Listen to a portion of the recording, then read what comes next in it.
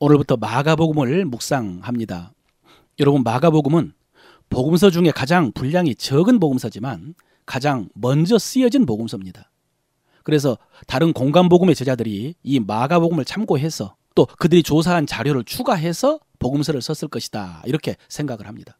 이 마가복음은 가장 먼저 쓰여진 복음서이기 때문에 조금 투박한 면이 있습니다.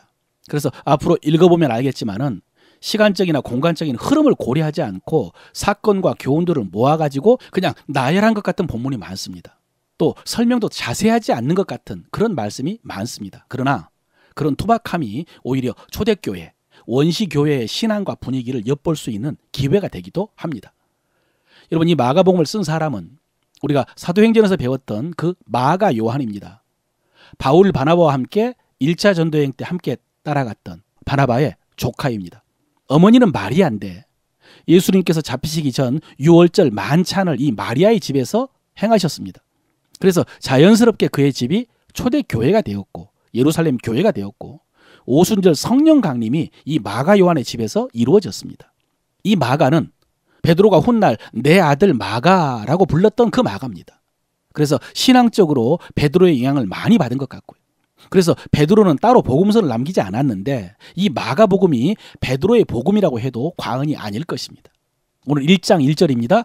하나님의 아들 예수 그리스도의 복음의 시작이라. 여러분, 많은 사람들이 마태복음의 시작인 아브라함과 다윗의 자손 예수 그리스도의 세계라, 이 문장은 알지만 마가복음의 시작은 잘 모를 것 같습니다. 그러나 앞서 말씀드린 것처럼 가장 먼저 쓰여진 복음서가 마가복음이고 그 시작은 마치 창세기의 시작과 같은 위대한 선언으로 시작됩니다. 창세기 1장 1절이죠. 태초에 하나님이 천지를 창조하시니라, 이 말씀과 오늘 마가복음 1장 1절 하나님의 아들 예수 그리스도 복음의 시작이라 비슷합니다. 여기서 태초에 라는 말씀과 복음의 시작이라 라는 말씀이 같은 단어입니다. 엔 아르케라고 해가지고요, 시초에, 그런 뜻입니다. 그러니까 창세기에는 만물의 시작을 기록했고 마가복음에는 새로운 창조라고 할 수 있는 예수 그리스도의 구속의 시작을 기록하고 있습니다. 그 복음의 시작이 어떻게 시작되었느냐? 2절입니다. 선지자 이사야의 글에 보라 내가 내 사자를 너희 앞에 보내노니 그랬습니다.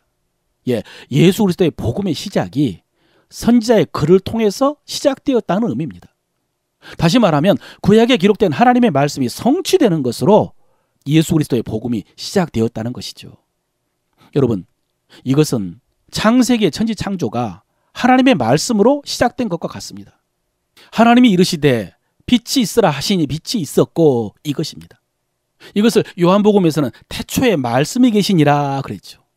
이렇게 만물이 하나님의 말씀으로 시작된 것처럼 예수 그리스도의 구원의 역사도 기록된 말씀으로 시작되었다는 것입니다. 그렇게 기록된 말씀으로 시작되었다라고 소개하고 있는 역사가 세례 요한의 증거입니다.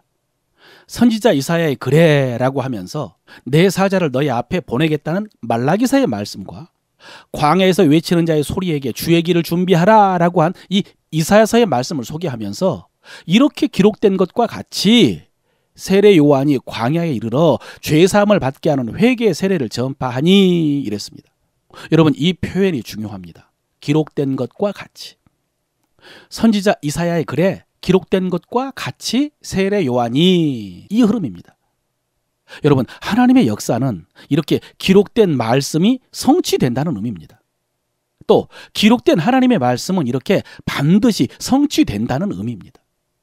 그리고 세례 요한이 이 선지자들의 글에 기록된 것과 같이 요단강에서 회개의 세례를 전파하고 또 예수님에 대해서 성령으로 세례 베푸실 것을 증거를 했는데 여기에는 두 가지 차원이 있습니다. 그 중에 한 차원은 기록된 말씀이 이루어지는 측면이고 또 한 차원은 기록된 말씀을 이루는 측면입니다. 차이를 아시겠습니까? 한 차원은 기록된 말씀이 이루어지는 측면이고 한 차원은 기록된 말씀을 이루는 측면입니다. 주체가 다르죠. 여러분, 이런 차원은 나중에 주님도 마찬가지입니다. 주님의 생애 속에도 말씀이 이루어질 때가 있고 수동적으로 주님이 하나님의 말씀을 이루실 때가 있습니다. 능동적으로.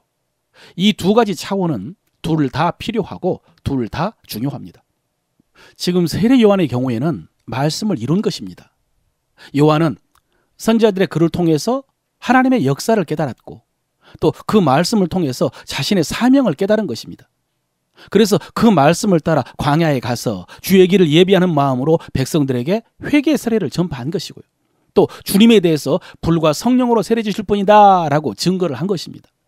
이렇게 요한은 주의 복음 사역 가운데 기록된 말씀을 이루었는데, 그런데 주님의 구속사 전체적으로 보면은 말씀이 이루어진 것입니다. 주님이 이루신 것은 아니죠. 여러분, 이렇게 우리의 삶 속에서도 말씀이 이루어지는 측면이 있습니다. 하나님의 말씀이 우리의 삶에서 이루어집니다. 그래서 우리는 말씀 속에서 하나님의 뜻과 하나님의 약속을 발견하고 그 말씀을 붙들고 그 말씀을 신뢰하면서 기다릴 수 있어야 됩니다. 동시에 우리도 또 말씀 속에서 내가 해야 될 일을 발견해야 됩니다. 사명과 행할 바를 말씀을 통해서 깨달아야 됩니다. 그럴 때 성령께서 좀 더 구체적으로 하나님의 뜻과 약속과 사명을 가르쳐 주십니다. 그래서 우리가 주일 예배 때 설교를 듣기 전에 말씀은 응답이라고, 말씀은 예언이라고 고백을 하면서 확신하고 설교를 듣는 것입니다. 사랑하는 성도 여러분, 이 믿음으로 말씀을 더 사모하시길 바랍니다. 이렇게 예수 그리스도의 복음이 기록된 말씀을 통해서 시작되었습니다. 그리고 그 예수 그리스도의 복음이 지금도 계속되고 있습니다. 주님께서는 그 복음을 다 이루셨지만은 우리는 그 복음을 전파해야 됩니다. 그래서 지금도 복음은 진행형입니다. 특히 오늘 소개된 이사야서 40장의 말씀, 광야에서 외치는 자의 소리에 대한 말씀 중에 주의 길을 준비하라, 그의 오실 길을 곧게 하라, 이 말씀은 오늘 세례 요한에 의해서 성취된 것으로 끝나지 않습니다. 왜냐하면 주님은 다시 오실 것이기 때문입니다. 그러므로 우리도 이 말씀을 통해서 주의 오심을 준비해야 되고, 그리고 우리의 사명을 감당을 해야 됩니다. 그런 측면에서 오늘 말씀 중에 특별히 그의 오실 길을 곧게 하라라는 말씀에 마음이 갑니다. 곧게 하라, 유디스라고 해가지고요, 반듯하게, 평탄하게 라는 뜻인데, 이 말씀은 개인적으로 묵상할 부분으로 남겨놓겠습니다. 여러분, 이 말씀을 한번 묵상해 보십시오. 그의 오실 길을 곧게 하라. 지금 내 마음이 혹시 거칠어지지 않았나? 무엇 때문에 거칠어졌나? 지금 내 마음이 삐뚤어지지 않았나? 개인적으로 한번 묵상해 보시길 바랍니다. 이 말씀을 묵상할 때 성령께서 감동하셔서 구체적으로 가르쳐 주실 줄로 믿습니다. 오늘 입으로 복명복창하면서 마음으로 지킬 말씀은 이것입니다. 하나님의 말씀은 반드시 이루어집니다. 하나님의 말씀은 반드시 이루어집니다. 내 삶에도 말씀이 이루어집니다. 내 삶에도 말씀이 이루어집니다. 나도 말씀을 이룰 것입니다. 나도 말씀을 이룰 것입니다. 말씀을 사모하며 묵상할 때 성령께서 감동하십니다. 말씀을 사모하며 묵상할 때 성령께서 감동하십니다. 성령님, 내 마음에 거친 것과 굽은 것을 깨닫고 회개하게 하소서.